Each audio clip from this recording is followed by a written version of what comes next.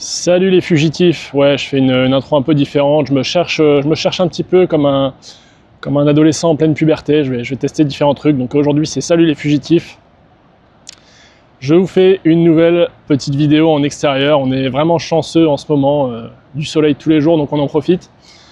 Cette vidéo va faire suite à la vidéo votre copine le bagage de trop, j'ai vu qu'elle a fait pas mal parler, elle a fait pas mal commenter, pas mal de vues, donc a priori ce sujet vous passionne et j'avais encore quelques trucs à dire à ce sujet, donc ça va être l'objet de cette petite vidéo.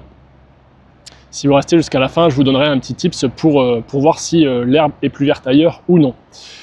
Voilà, alors on commence tout de suite par la vidéo votre copine le bagage de trop. Pour ceux qui ne l'auraient pas vu, je vais mettre le lien dans la description, qui sera aussi juste au-dessus, là au niveau de mon front, pas loin. Voilà, je me cale. Vous pourrez aller voir cette première vidéo pour vous faire une idée du sujet. Alors, je persiste et signe sur ce thème parce que j'en ai parlé un petit peu autour de moi, les gens ont vu la vidéo et beaucoup de personnes en couple m'ont dit que eux n'envisageaient pas de faire ça dans le sens où pour eux, leur copine, c'était la bonne. La phrase qui revient, c'est la bonne. Non mais j'ai trouvé, c'est la bonne. En général, c'est le genre de choses qu'on dit en début de relation. Hein. C'est la phrase qui peut s'estomper, qui a tendance à s'estomper avec le temps. Mais ils me disent c'est la bonne. Alors moi, j'ai tendance à répondre. Moi, je suis assez pragmatique. Hein. J'aime bien les chiffres, j'aime bien reporter, on va dire, aux statistiques, aux éléments assez tangibles. Et il y a fort à parier que 100% des personnes qui ont divorcé pensaient à un moment donné dans leur relation que effectivement c'était la bonne. Donc ce simple argument, avec un divorce sur deux, hein, je le rappelle sur les mariages, il y a un mariage sur deux qui finit en divorce, ça veut dire que, que le postulat de c'est la bonne, il tient pas la route, parce que l'expérience montre que toutes les histoires d'amour finissent mal en général, pour citer les Rita Mitsuko. Partant de ça, il faut vous dire que malheureusement, il y a plus de chances pour que ça capote que pour que ça fonctionne bien, et quand bien même vous ne vous sépareriez pas, votre relation risque avec le temps de se transformer en quelque chose, en plus une association que vraiment une relation de couple, hein. Plus une association d'investisseurs parce que vous avez acheté une maison ensemble, ou parce qu'une association parce que vous avez un enfant ou des enfants ensemble, et donc pour eux, on va peut-être pas se séparer, c'est mieux pour leur équilibre, etc., etc. Donc on met vraiment de côté l'idée initiale qui était de vivre heureux en couple et d'avoir la flamme incandescente pour sa moitié. Donc voilà, l'argument de c'est la bonne, je ne le valide pas. Par contre, je le remplacerai par c'est les bonnes, plutôt. Parce que quand vous êtes avec quelqu'un, vous vous dites c'est la bonne, ça capote, vous vous séparez, et vous vous rendez compte que 3 mois après, 6 mois ou 1 an, ou peu importe, vous retrouvez de nouveau la bonne. Ça veut dire que la première, c'était pas la bonne.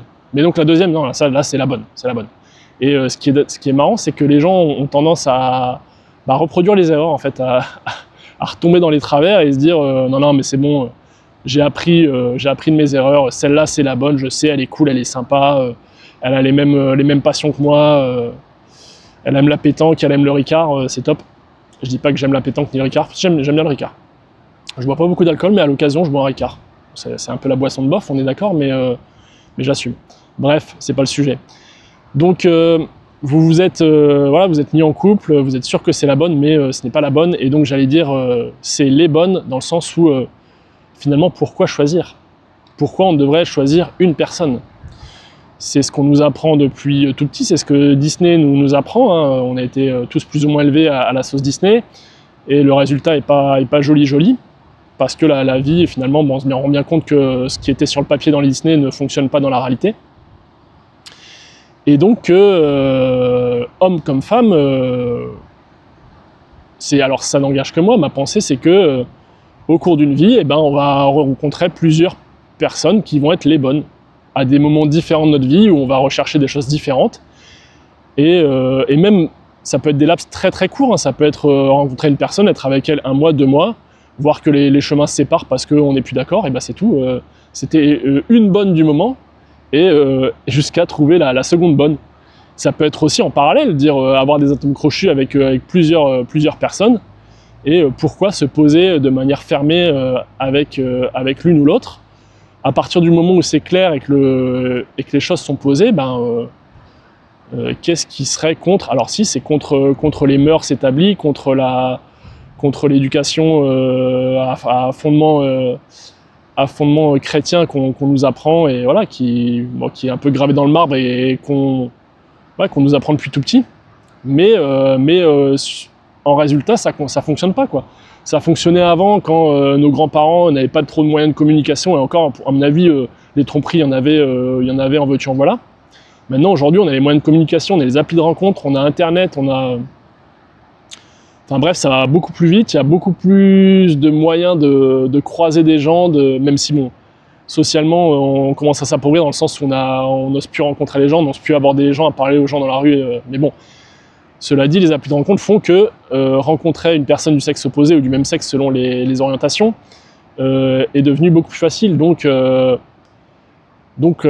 je ne vais pas dire qu'on nous pousse à la faute, mais en tout cas, ça révèle notre vraie nature, qui est, à mon avis, pas de faire sa vie avec une personne, mais avec plusieurs. Donc à mon avis, c'est les bonnes, c'est possible, c'est les bonnes. Vous pouvez trouver les bonnes personnes tout au long de votre vie. De la même manière que, alors c'est attention, c'est très pragmatique ce que je vais dire, c'est que vous aimez bien par exemple manger, je sais pas, des sushis. Si vous mangez des sushis pendant 15 jours, je vous prie de vous croire que même si vous adorez les sushis, au bout de 15 jours, basta les sushis, vous aurez envie de manger, je sais pas moi, un poulet au curry, une pizza, du poisson, enfin sushi c'est poisson cru, poisson cuit je voulais dire. Tout ça pour dire que les envies sont changeantes, et je pense que c'est la même chose en matière de femmes, quoi, ou en matière d'hommes. Selon les instants de nos vies, on a besoin de certaines choses, et à d'autres moments, on a besoin de plus de calme, d'être plus posé. Des moments, on a besoin de personnes un peu plus énergiques, un peu plus dynamiques, un peu plus faux-folles, on va dire. Et qu'en fonction de ça, il y a moyen de trouver en face de soi des personnes qui nous ressemblent à l'instant T. D'ailleurs, à ce sujet, je pense que le côté c'est les bonnes, c'est un truc qui est hérité depuis la nuit des temps, en fait, dans le sens où quand on n'avait pas tout le confort actuel, où on était encore à l'arrache dans la nature, à devoir chasser pour manger, le but c'était quand même la survie de la race humaine. Et donc le seul moyen de survivre, c'était de faire des enfants.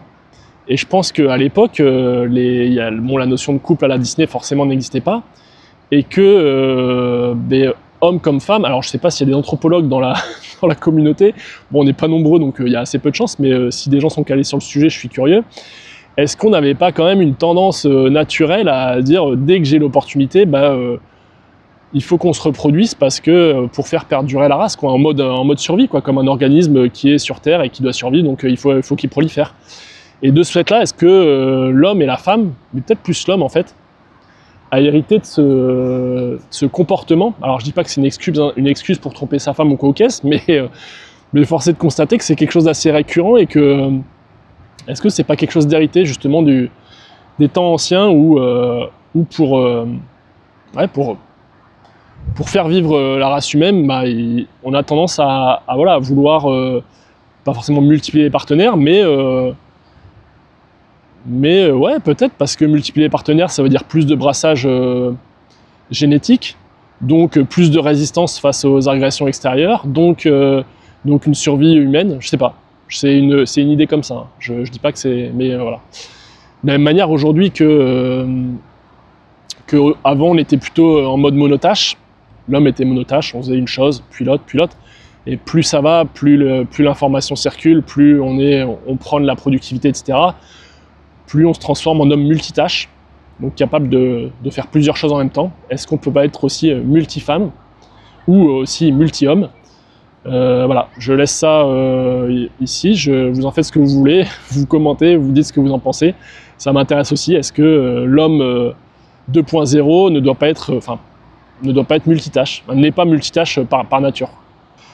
Donc voilà, c'est la bonne, pour moi c'est un gros frein pour vivre vraiment pleinement sa vie, alors que ce soit en France ou à l'étranger, mais encore plus si vous voulez partir à l'étranger, parce que ça va être vraiment un fil à la patte, quoi. Vous n'allez pas partir parce que vous restez pour votre copine parce que c'est la bonne, alors qu'au final c'est du bullshit, quoi. C'est faux. Même si vous voulez le penser très fort et vous voulez vous attacher à cette idée-là, c'est des conneries, malheureusement, c'est l'expérience qui montre, c'est pas moi qui dis ça pour vous emmerder.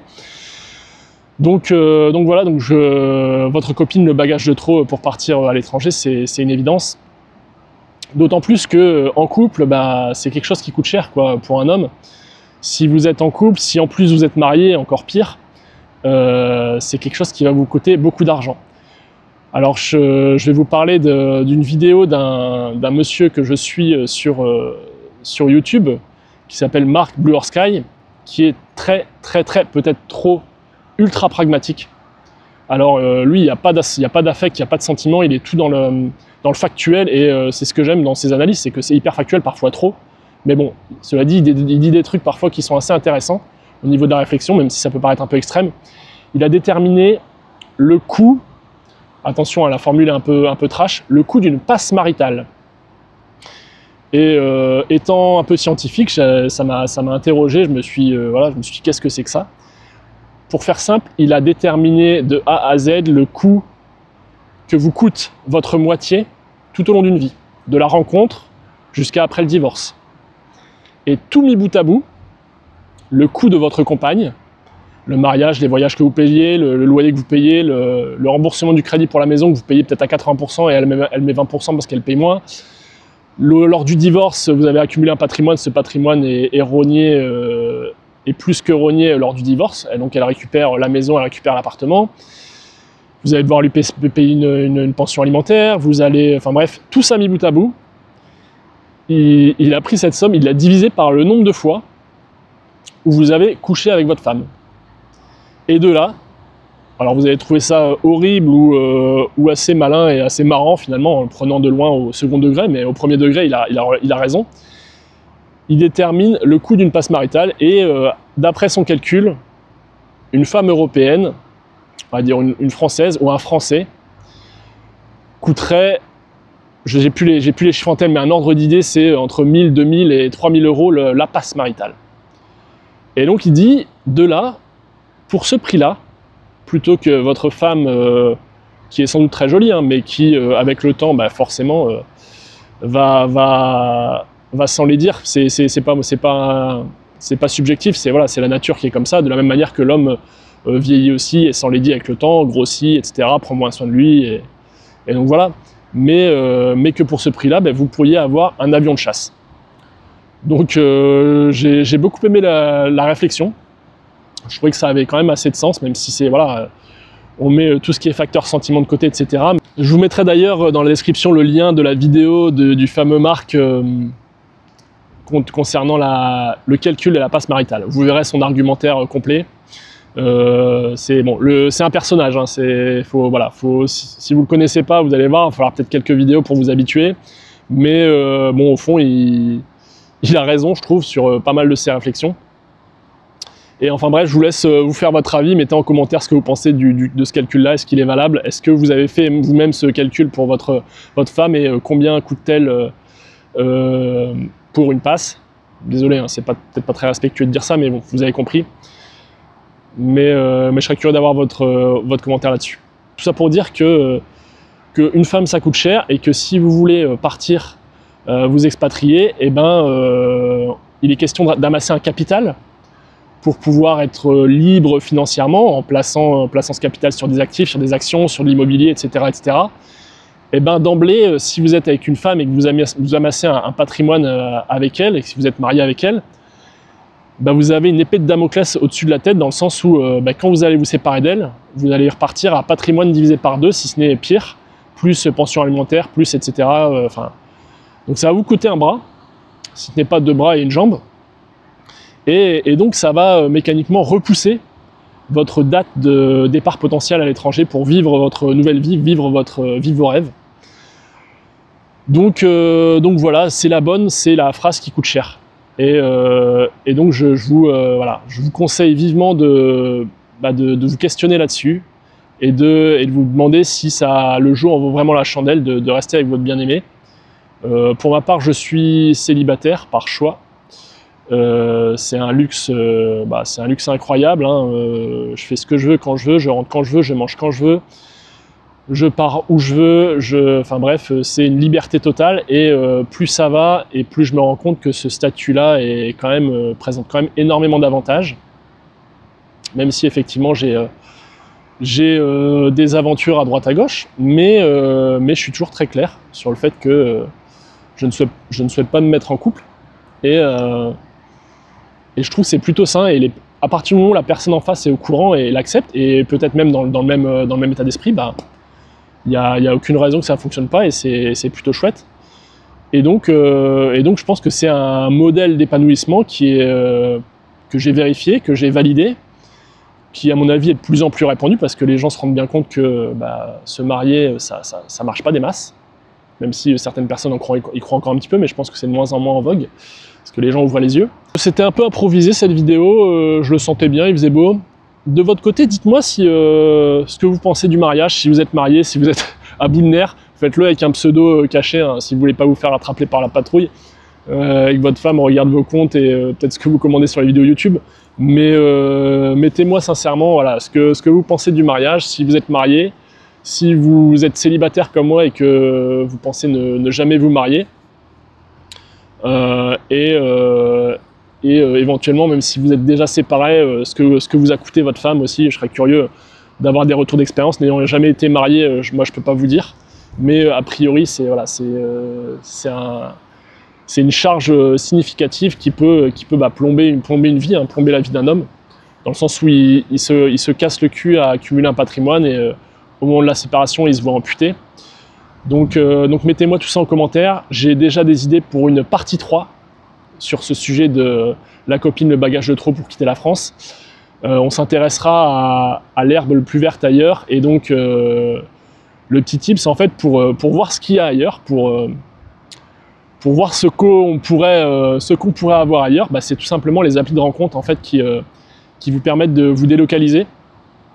Donc si vous targetez un pays, vous pouvez vous délocaliser par exemple avec Tinder et vous serez surpris de voir que votre profil d'Européen peut plaire. Bon alors ça c'est pas une nouvelle, j'enfonce une porte ouverte, mais que vous pouvez aspirer éventuellement à des profils bien plus sympas, peut-être à des profils même plus, on va dire, traditionnels, plus orientés vers l'homme ou vers la femme, enfin, selon ce que vous cherchez, mais en tout cas moins féministe plus wokiste et compagnie de ce qu'on peut trouver en France et dont je ne suis pas particulièrement fan, très honnêtement.